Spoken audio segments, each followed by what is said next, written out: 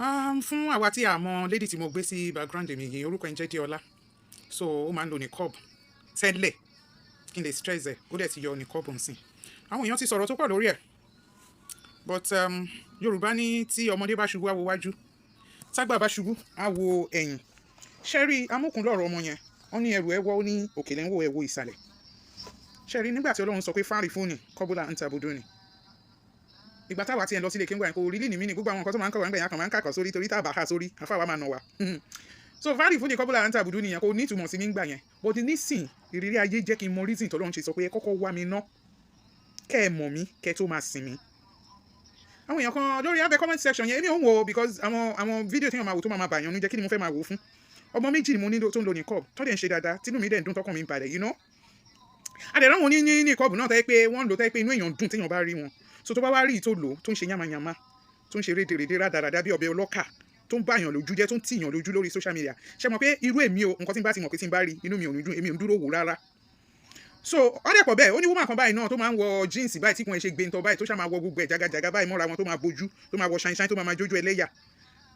Tẹ́ bá tiẹ̀ wo wọn post girl yìí mi àti point mo rò pé girl yìí máa need rúkìá o ṣé you get. So èmi ò ń wò. So recently mo wá rí tó ṣí ojú lórí page ẹ̀ tó ń sunkún. Mo kọ́kọ́ rò pé kí ló ń sunkún fún. Well bóyá ká tiẹ̀ bá yọ gan pé ó yọ niqab because if her removing niqab could make her that sober bóyá ó better fún.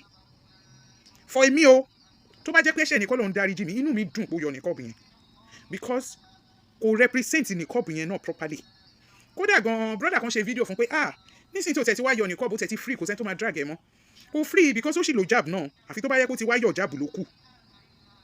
Àwọn èèyàn kan tó jáde tó ṣe fídíò pé kí ló dé tí wọ́n ń jọ̀jẹ̀ kídíkan ṣáwà mọ problem tó ní tani ò ní problem.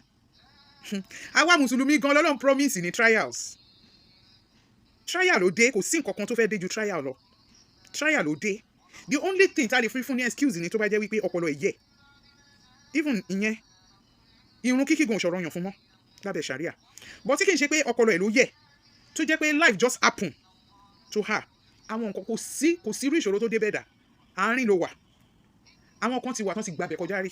Àwọn kan wà tán ti la nǹkan tó worse tán ti la kọjá rí. And that is why fáàrí fún ni kọ́bùlà ń tàbùdó nìyẹn, that is why it comes to play.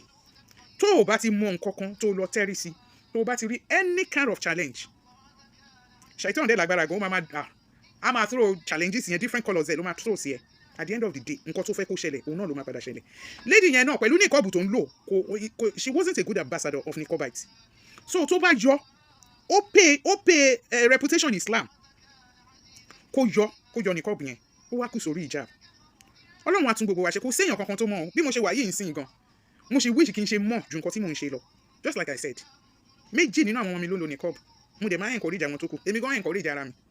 It's true because gbogbo àlà ń grow old and grow in wealth. Some of us, you know, some people à ń wá ilé ìyá fi ń kún ilé kó lè pọ̀ sí ṣáà ń ṣiṣẹ́ lórí spiritual life wa náà. So yẹn ló ṣe fà tó jẹ́ pé somebody like me mo ṣe ń aspire pé àbí ìbàyìí ni mo fẹ́ dé. Àwọn tó ń lo niqab àwa máa ń respect wọn ni. Àwọn tó ń lo niqab àwa máa aspire a máa admire wọn. A máa ń fẹ́ ká rí bọ́n ṣe rí. So tó bá ti wá lẹ́ni tó lo niqab tó bọ́ sórí social media tó máa jùdí tó máa sọ̀sọ́kúsọ tó máa sọ wọn ọ̀rọ̀ tẹ́ pé even you don't have to jẹ́ oní niqab you don't even have to jẹ́ oní hijab. Kó tó di pé o mọ̀ pé nǹkan tó ń sọ yìí kò bọ́ tọmọlúwàbí wọn. Ló ṣe jẹ́ wípé Islam àti morals wọ́n jọ ń rìn ni. Èèyàn tó bá dóhùn wá gba Islam tí morals ẹ̀ tá a wò tó jẹ́ pé ó do ni then Islam yẹn ti mẹ́hẹ̀. Tẹ́ bá súnmọ́ dáadáa tẹ́ bá wò dáadáa gan ẹ rí pé àwọn nǹkan tó jẹ́ pọ̀ ẹ̀sìn Islam gan ìmí ó ti jábọ́ lọ́wọ́ ẹ̀. Èyí tó kù ni costume tá à ń rí costume ni èyí tá a dẹ̀ ń rí yẹn ó lo niqab ó borí ó wọ kìmọ́ọ̀rù tá a dẹ̀ ti tú ìwà ẹ̀ tá a rí pé ìwà ẹ̀ ò da kò bá tọmọlúwàbí mu débi tó fẹ́ bá ti sharia mu débi tó fẹ́ bá ti Islam mu kẹ́ ẹ ti mọ̀ pé Islam ẹ̀ náà ti mẹ́hẹ̀ tẹ́lẹ̀. Kò séèyàn tí ò ní níṣòro ló ṣe gbọ́dọ̀ Islam nìkan ni ò ní sọ fún ẹ pé tó o bá ti practice Islam o ẹ̀sìn yẹn nìkan ni ò ní sọ fún ẹ wípé everything máa wà rosy bàbá ńlá kú rọ́ ni. Àwa gangan àwa tá a ti ẹ̀gbọ́ Ọlọ́run gbọ́gan Ọlọ́run ti sọ fún wa pé ṣé wàá rò pé ànídàn yín wò ni oríṣiríṣi àdánwò la máa gbé ka yín mọ́. Ṣé wàá rí ó yọ niqab kọ́ tiẹ̀ wá ní issue bí kò ṣe wípé kí ni reason tó ṣe bọ́ sórí social media ìyẹn lẹ máa fi mọ̀ wípé àbòsí wà ń bẹ̀. Kí làbùrọ̀ bọ́ sórí social media kó wá set kámẹ́rà kó wá yọ niqab kó wá máa sunkún ẹkún ìgbére ẹkún àbòsí. Ẹkún tó ń sun lórí social media yẹn ló jẹ́ kí n mọ̀ wípé òun stage gbogbo nǹkan tó ń ṣe yìí ni. Ẹ jọ tí ìbànújẹ́ bá dé báyàn ṣé èèyàn máa lọ gbé kámẹ́rà I don't know how people react to issues.